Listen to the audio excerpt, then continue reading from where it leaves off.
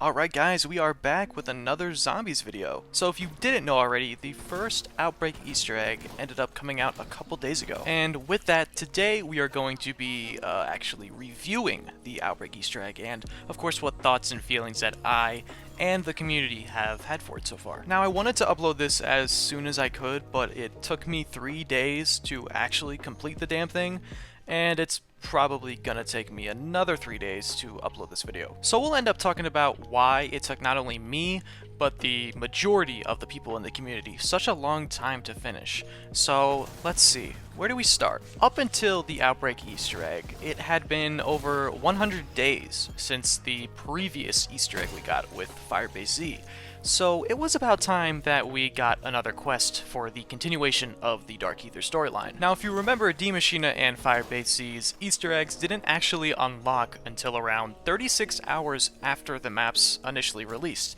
And because of that, people had time to learn the map and figure out clues, and those Easter eggs were able to be solved in like 2 hours. But for the Outbreak Easter egg, there were no hints or clues as to how to complete the Easter egg until it actually went live, so it ended up taking a little bit longer to solve, and it took just under 5 hours to solve this time. Now, unlike the previous maps, the Outbreak Easter egg sort of lacks in the quest department, and it only has 3 main steps and then an ending boss fight, of course. But considering you can't actually start the first step until Region 3 of Outbreak, you're just constantly running around the first 3 maps doing your objectives, upgrading your loadout, and just overall setting up for the final boss. So for me at least, there isn't any real point of boredom in this Easter egg, because you always have your foot on the gas pedal at all times for this quest, and especially once the difficulty gets higher. Once you've done what you've wanted to do for the first 3 waves of the outbreak, you can begin the Easter egg by looking around your map for these radio transmitters that you can link up to listen to a message from Maxis. In the process, a horde of zombies will spawn in, but at this point you should have invested in upgrading your loadout, so you should be able to take care of them with ease. Once you listen to the message from the radio, an artifact should be dropped for you to go and take it to the beacon, where you can get a second message from Maxis. So you go to the end of the round beacon, and you basically press the 3rd option, and once you listen to that second message from Maxis, you can now move on to the next region. On your 4th map, you now have to scour the map again, but this time looking for an ashy-ass looking monkey bomb that, if you find the right one, when shot, it should drop projector slides.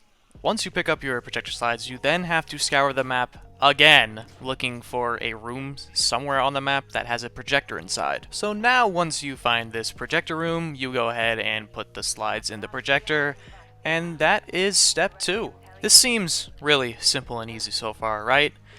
Yeah, well, this is the point where you're going to want to clench your butt cheeks for the rest of the Easter egg. Hopefully now you are well prepared and well equipped, because this is the fucking point of no return. You've now been teleported to Ruka, where the only way out is completing the Easter egg. So you take this elevator down below the missile silos in Ruka to reveal an entirely new playable area under the map, which is actually really cool. I'm glad they did this. In my last video talking about Cold War Zombies, I was talking about how I was hoping that the Outbreak Easter egg would add some depth to the game mode. Well, yeah, they took that shit literally, like they made an entire underground missile facility. What the fuck, Treyarch? So yeah, the first thing you have to do down here is lift this lockdown you're in, and once you do that, you get this badass cutscene of Ravenov just fucking up all these Omega dudes, which ends up actually being better than the end cutscene, but we'll save that for later. So right after the cutscene finishes, the next thing you are going to have to do is secure the keys. There's no robots or staffs, no. You literally have to find 3 keys, like legit keys. Now if you were like me on this step for your first 2 or 3 attempts of this Easter egg, it felt like playing in the 9th ring of hell. Let's put it like this. So, you've been playing Outbreak for 2 months now. You regularly kill a horde of zombies on Outbreak, and they don't respawn because each region there's a maximum amount of zombies per map. But down here, in the 9th ring of hell, all I can say is good luck, because the zombie spawns down here are infinite. Like I was saying earlier, once the difficulty gets to this point, you have to be on your tippy toes for the rest of your game. It's insane. Now, because of the round scaling in Outbreak, the lowest you can complete this Easter egg is on difficulty 5, and on difficulty 5 there are 50-50 zombie spawns, meaning half of the zombies are sprinters and the other half of the zombies are super sprinters. Now I've had a grand total of 6 attempts so far for this Easter egg, and on my first attempt, after I failed the boss fight, I nearly cried because I thought this shit was just so unnecessarily hard, and I really thought I was never going to beat it. Now, that of course was my initial thought for this Easter egg, but after a couple more fails, I was finally able to toughen up and beat this thing flawlessly. Alright, we are now on to the final boss of this Easter egg, the Legion. Looks kind of familiar, right? Yeah, I thought so too. This final boss is literally just a Tempest, but 4 times as large, and he has armor that you have to break off. It's a 3-phase boss fight where you have to damage him enough to break his armor, and once you break his armor, he spawns like 3 orbs, and once you destroy one of the orbs, that kills him. It kills a third of him. And then you have to repeat that process 2 more times to actually kill him. If we look back at the D Machina and Firebase Z Easter egg boss fights real quick, you have all of these things around to help you in the boss fight, like the armor stand, and the Wonder Fizz, and the crafting bench. Well, for this boss fight, the only thing the game gives you is an ammo crate, and that's it. So you better have your field upgrades ready, and you better have your loadout maxed out before going into this fight. When I went into this boss fight for the first time, I absolutely hated the fact that there wasn't anything to help you, like the armor stand and the crafting bench, because I was just so used to the easiness of Firebase Z and D Machina, and because of that, I was naive at first, but on my 6th attempt, I realized that you don't really need an armor stand or a crafting bench, and the only thing you need is a good loadout, a good strategy, and a little bit of skill. And that's the thing that I actually really like about this boss fight, because it feels actually like genuinely challenging. For this boss fight, there's just so much micromanaging that you have to do, and all it takes is to get off a rhythm once in this boss fight to end up failing it. But once you've toughened up and once you have gotten the formula down to a T, you have defeated the Legion and completed the Outbreak Easter egg. For how challenging this boss fight was, you would think the ending cutscene would be well worth the wait, right? Yeah, well, it turns out it's just another fucking exfil cutscene. Like, why? Why? I'd rather have the picture art cutscenes from Black Ops 4 than watch this shit. You know what, guys? I'm so sorry. I'm really sorry, guys. I'm totally going off topic here, and I'm totally missing the entire point of completing this Easter egg. A calling card. A calling card. We get a still image calling card for all of that. We get this poo-poo ass cutscene to not even get a dynamic image calling card? Yep. It's official, guys. Zombies is dead. Anyways, in all seriousness, it's now time to give this Easter egg a rating.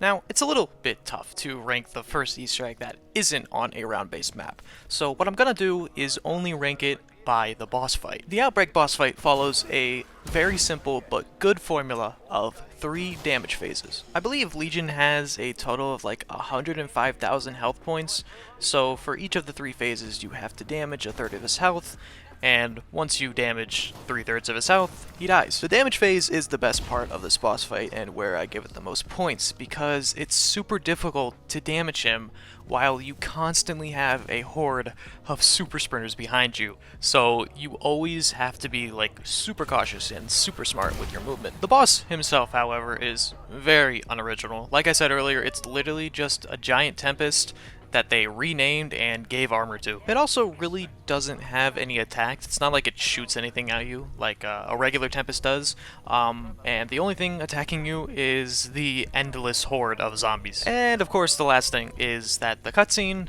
really wasn't a cutscene, but I honestly wasn't expecting it to be that much, considering that this is only the first Outbreak Easter egg, and we are going to be getting the second one very soon in a couple of weeks, so maybe the cutscene for the next Outbreak Easter egg will be a little bit more important and will be executed better. But for this being the first Easter egg and boss fight for a zombies mode that isn't a round-based map, I thought it was pretty good, and the fact that it's like super difficult makes me like it even more. With that being said, my final rating I would give this boss fight is a solid 8.5 8.4 out of 10. Now that might seem just a little bit high, but for comparison, my top 2 boss fights of all time, Gorod Krovi and Voyage of Despair, have ratings of 9.6 and 9.7 out of 10. So this is nowhere near the likes of those maps. But yeah, I mean, in the end, after learning how to do the Easter egg flawlessly without any hardships, I definitely wouldn't have a hard time trying to do this a couple more times. So like I said, this is only the first Outbreak Easter egg of the 2 that we are getting, so I can't wait to see what they actually change for the second Easter egg. That's going to be coming in the next couple of weeks. But until then, if anything else happens with zombies, I will be sure to upload a video on it. So yeah, that has been it for today. If you guys want to let me know what your feelings are towards this Easter egg, let me know in the comments down below. And of course, if you did enjoy this video, please hit that thumbs up and maybe drop a follow to the channel. That would be much appreciated. So yeah, I mean, that's pretty much it for today, guys. And yeah, I will see you in the next one. Thanks for watching.